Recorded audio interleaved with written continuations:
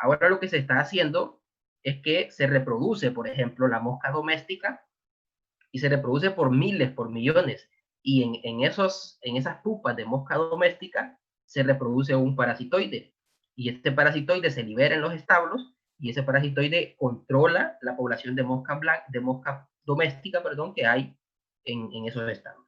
¿Ok? Este es el aparato bucal más bonito que existe. ¿Según quién? Según yo. Ok, entonces este aparato bucal es un aparato bucal chupador-raspador.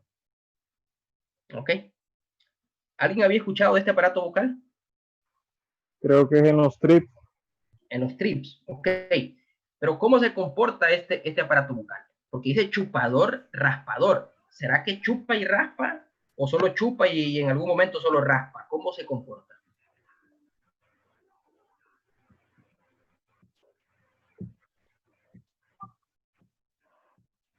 Primero raspa y luego chupa. Ajá. ¿Otra opinión?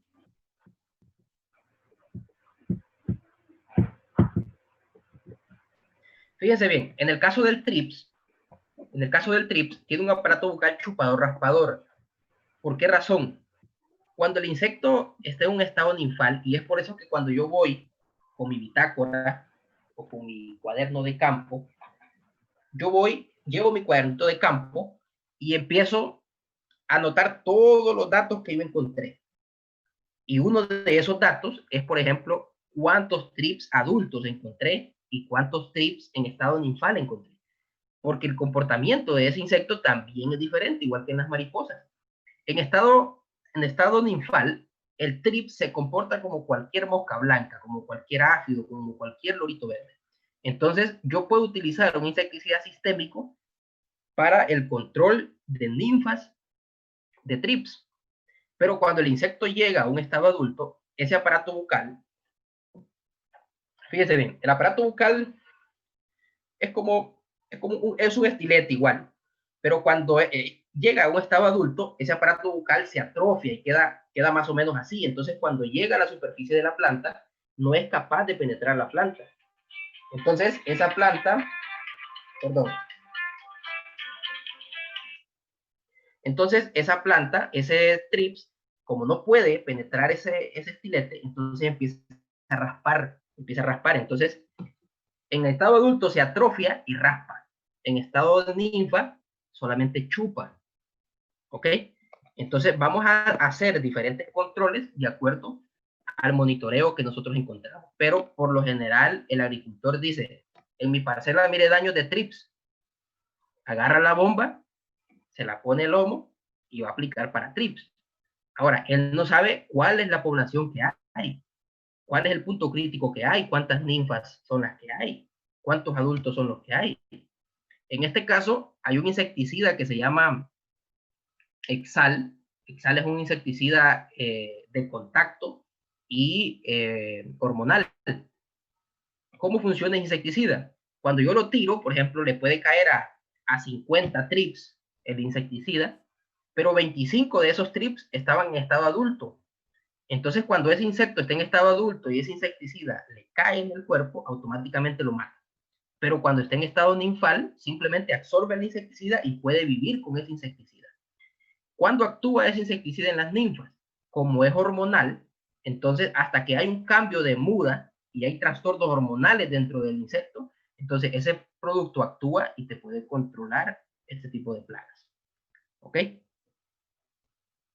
Entonces para esto podemos utilizar productos de contacto o productos sistémicos dependiendo en qué estado se encuentren. Ok.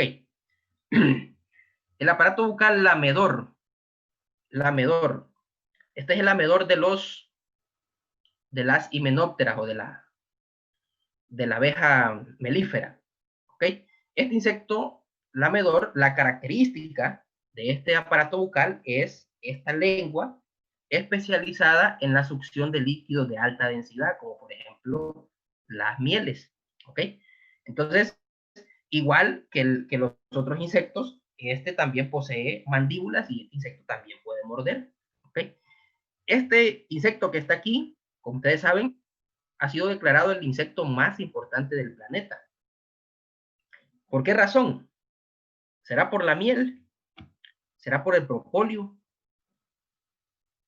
¿Por qué será?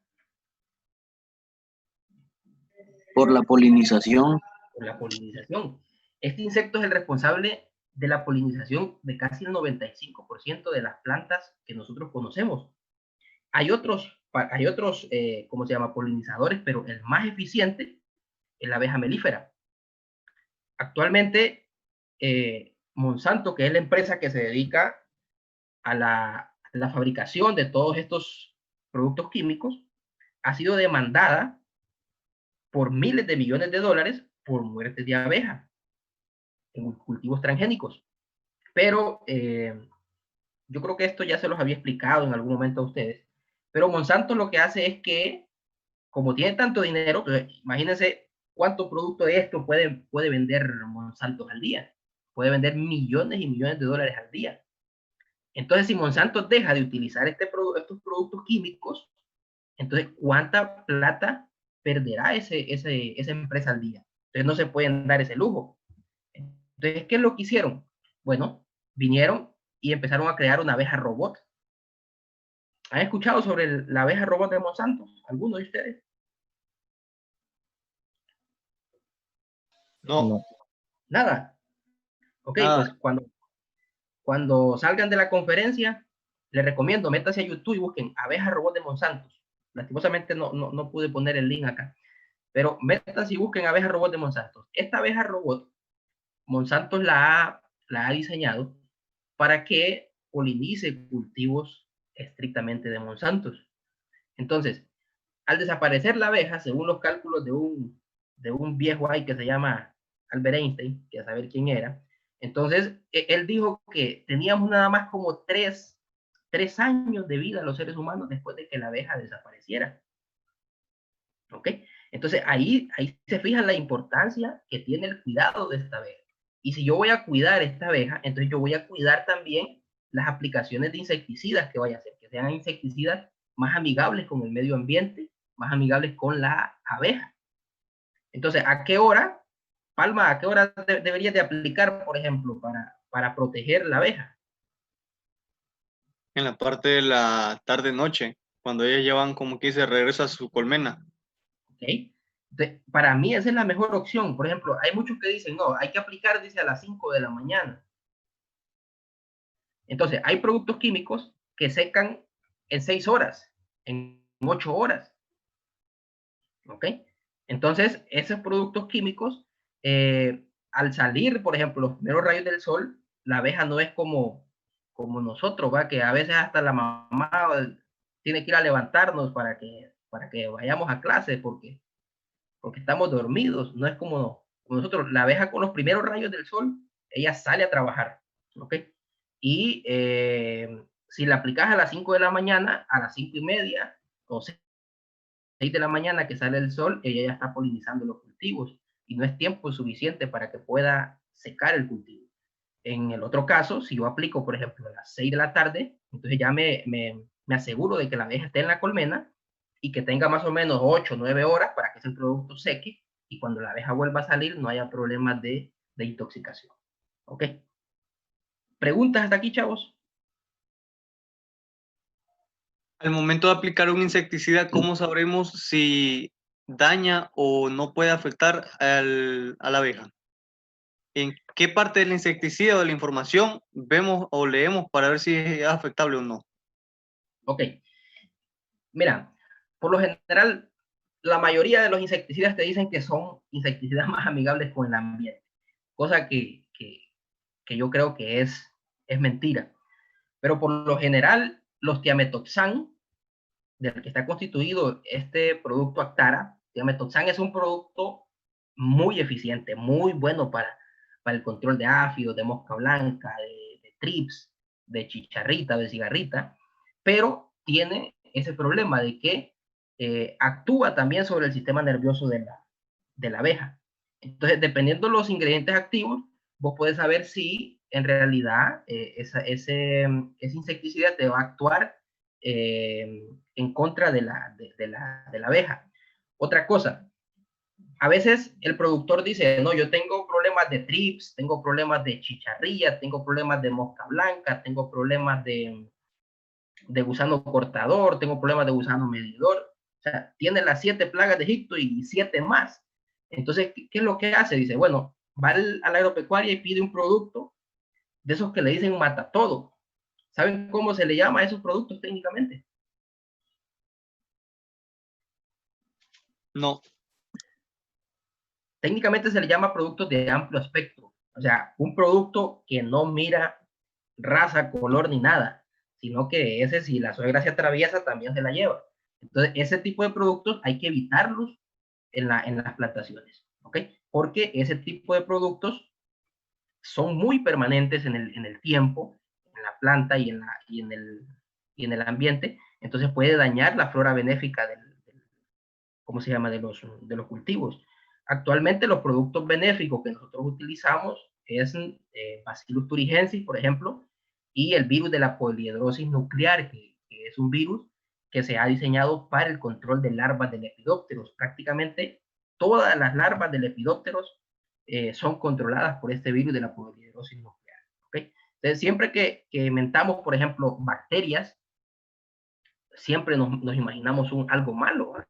O decimos es un virus, ya nos imaginamos el coronavirus, y en realidad hay virus que también son benéficos, ¿okay? Como en el caso del virus de la polidosis nuclear, que es un virus que nos ayuda en el control de plagas. ¿Tienen preguntas, chavos, hasta acá? Ingeniero, el momento de aplicar trampas, como quien dice, para reconocimiento de plagas, ¿con qué recomendaría o con qué acciones? Porque a mí me dijeron que lo podía hacer con un producto biometro, que algo así, que me parece que se llama el nombre. Me dijeron que lo podía hacer con melaza, pero el detalle con la melaza, que como tiene un color oscuro, era difícil la identificación. Y me dijeron que con aceite de carro, pero tenía que ser ultra delgado, no tenía que ser tan espeso. Ok. Cuando uno va a hacer trampas, por ejemplo, trampas cromáticas, que son las trampas amarillas, azules, cada insecto lo atrae un color diferente y ese color le indica al insecto la disponibilidad de alimento que existe en esa área. Entonces, por esa razón, cuando nosotros conocemos el comportamiento de ese insecto, nos aprovechamos de eso para poder hacer un control de ese tipo de insectos. ¿Ok? Entonces, cuando yo hago trampas amarillas, azules, el producto que nosotros utilizamos, por ejemplo, en hortalizas se llama Biotap. Biotap es un subproducto es como una goma, la verdad es una goma, y la diluís con combustible y es una goma transparente, la pegás en la trampa y esa es la característica de ese Biotap, es que puede caer el aguacero que sea y ese producto no te lo va a lavar. En cambio, si vos aplicas melaza o otro tipo de aceite, la melaza con un poquito de agua que caiga, ya se lavó y ya la trampa ya no es trampa, sino que más bien es es un nylon que te está trayendo insectos y estás metiendo insectos a tu plantación. ¿Ok? En el caso de los aceites, te pueden resistir un poco más, pero con 2 aguaceros te aseguro que se va a lavar. Entonces, la mejor opción que tenés es buscar ese producto que se llama Biotap y aplicarlo en las trampas. ¿Ok? ¿Algo más, chavos?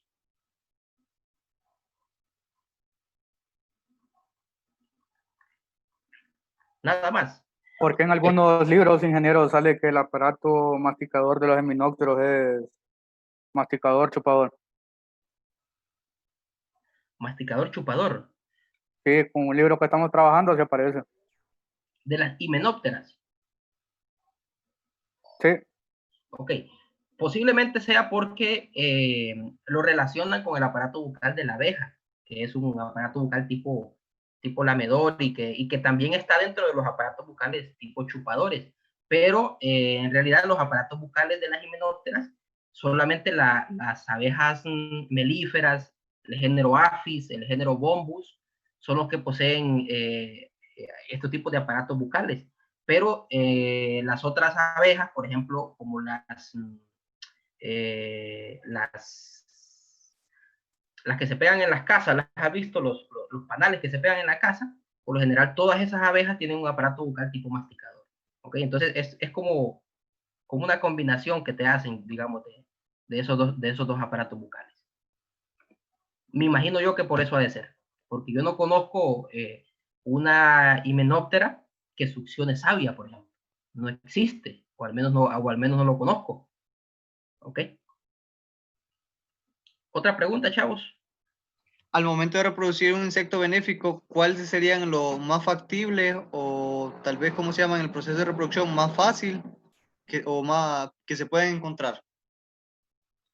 Pues eso depende de tus condiciones.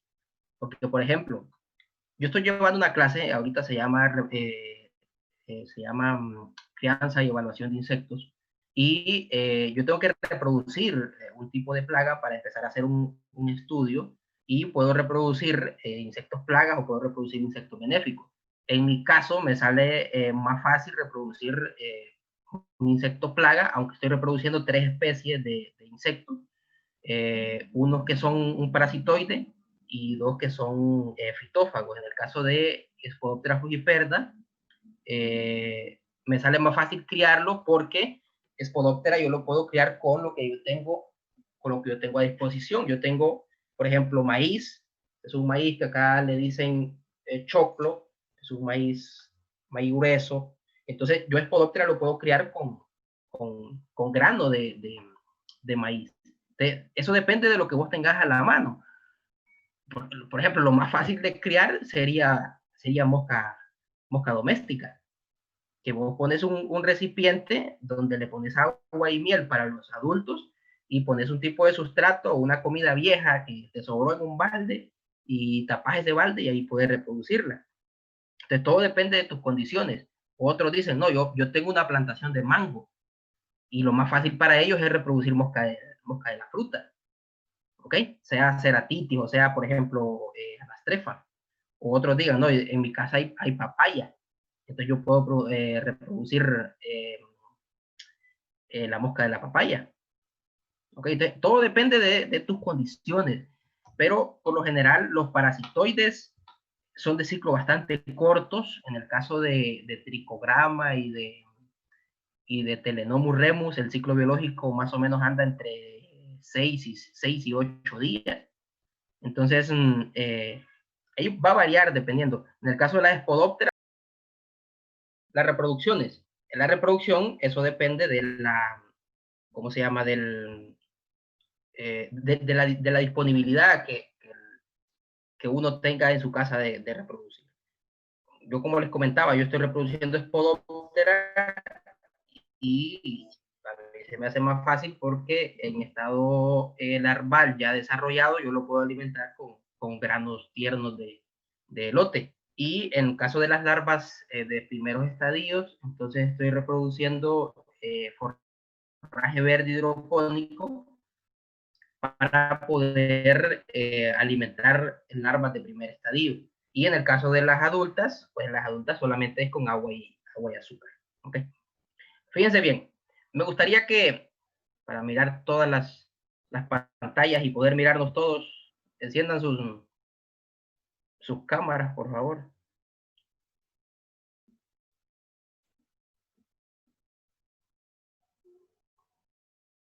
No se preocupen, yo sé que no sean... Ni se peinaron hoy, ¿va? Es que hasta en camisa andamos, ingeniero. Bueno, miren, para que no,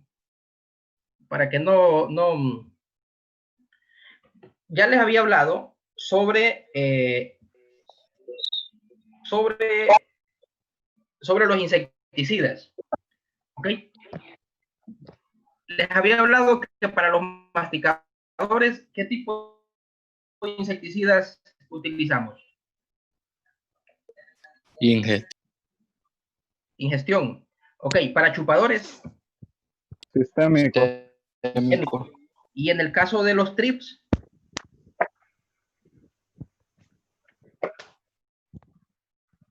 Hormonal, creo que. Utilizar un insecticida hormonal o de contacto. Ahora, cuando yo les explico eso, yo ahí, ¿cómo se llama? Estoy dándoles como una receta ¿Dónde puedo mirar la pantalla completa? ¿Cómo hago acá? Porque solamente miro 4. Solamente miro como 6. Ah, tiene que dejar de compartir pantalla. Ok, entonces vamos a cerrar. Cuando uno está en el campo trabajando, no hay receta, señores. El campo va a definir el tipo de aplicación. Si quieren, apaguen los micros para no lo dejen su cámara. Ok, en el campo, quien va a definir el tipo de control que se va a hacer son todos ustedes. Es cada uno de ustedes va a decir, no, este es un chupador, pero voy a utilizar un producto de contacto. Pero ¿en qué tiempo puedo utilizar un producto de contacto? Fíjese bien, cuando hablamos de niveles de población, yo puedo decir, tengo un porcentaje de 0.5 moscas blancas por planta, entonces yo voy a aplicar un insecticida sistémico. Pero imagínense un caso en el que usted vaya a monitorear y usted encuentra 50 moscas blancas por planta. Entonces, en ese tiempo, yo ya no aplico un insecticida sistémico, porque un insecticida sistémico yo lo debo de tirar al pie de la planta y ese insecticida debe de subir a través de la planta y para eso requiere tiempo. Y yo no tengo suficiente tiempo para esperar que ese producto haga efecto. Entonces, los productos que me hacen efecto rápido son los productos de contacto. Entonces, yo debo de aplicar primero un producto de contacto para poder bajar rápidamente la población hasta niveles donde la plaga ya no me cause una pérdida económica y luego de eso, entonces puedo, ¿cómo se llama? Hacer una aplicación de un insecticida sistémico por los insectos, ¿ok? Entonces, siempre de que ustedes vayan a hacer un monitoreo, tienen que tomar en cuenta todas estas decisiones. O sea, yo les estoy dando cuáles son los parámetros a tomar de acuerdo a los aparatos bucales, pero en realidad quien va a decidir qué aplicar es el técnico de campo, dependiendo de la experiencia que ese técnico de campo tenga en la zona y dependiendo del conocimiento que el técnico tenga de esa plaga. ¿Ok? Hay lugares, por ejemplo, donde yo digo, no, el nivel crítico para mosca blanca pueden ser 5 moscas blancas por planta, pero ¿quién me define eso? Por ejemplo, en las alturas de la esperanza puede ser que el punto crítico de la mosca blanca sea un poco más alto, porque tal vez allá el ciclo biológico incidencia de virus. Entonces yo puedo darle un espacio más largo a ese tipo de insectos. ¿Ok? Entonces solamente quería que nos conectáramos para explicarles esa parte, que en esta vida no hay recetas. ¿Ok? Entonces, si tienen preguntas, las podemos hacer ahorita para poder ir evacuando. Si yo no les puedo contestar porque no soy dueño de todo el conocimiento en la parte de entomología, me falta demasiado que aprender, entonces vamos a consultarles. Ahí tienen ustedes al doctor Roy, que tiene como 500 años de experiencia, díganle Roy, y Muñoz también tiene como otros 500 años de experiencia, entonces ahí ellos son los más expertos en esto. Pero díganme a ver, ¿qué les ha parecido o qué dudas tienen sobre el tema?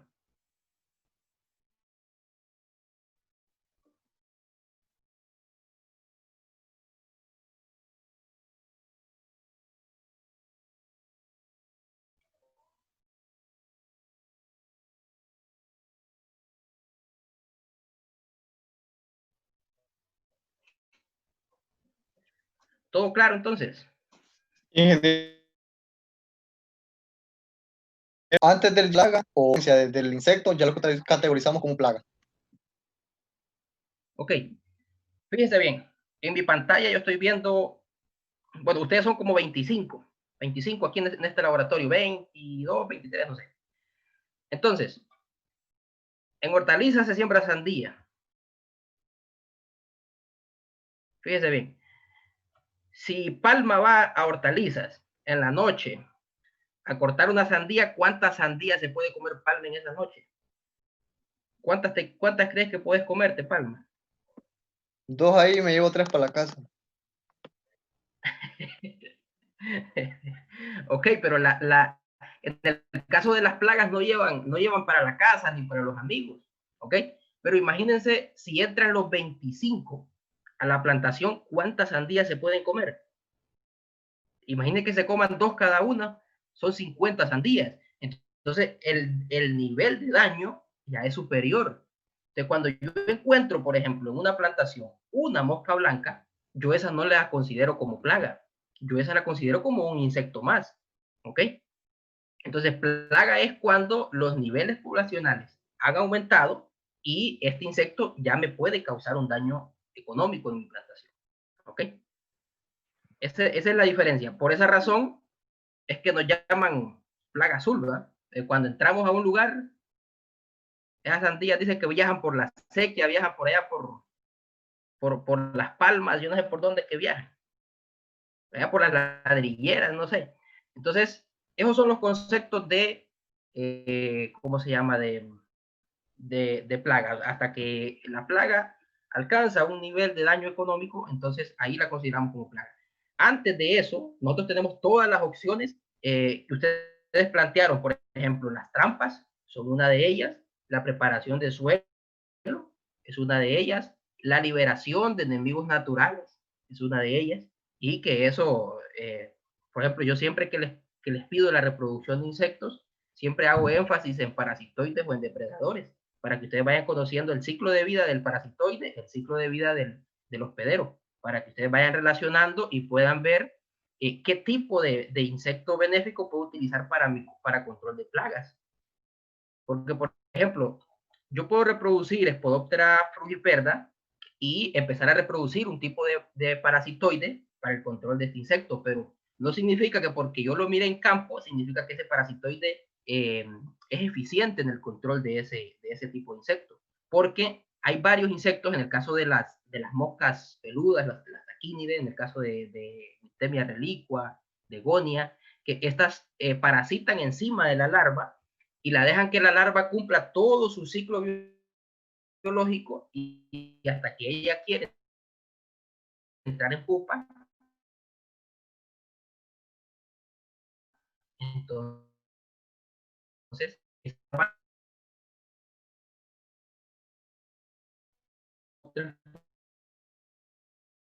en los adultos. Esta mosca permitió que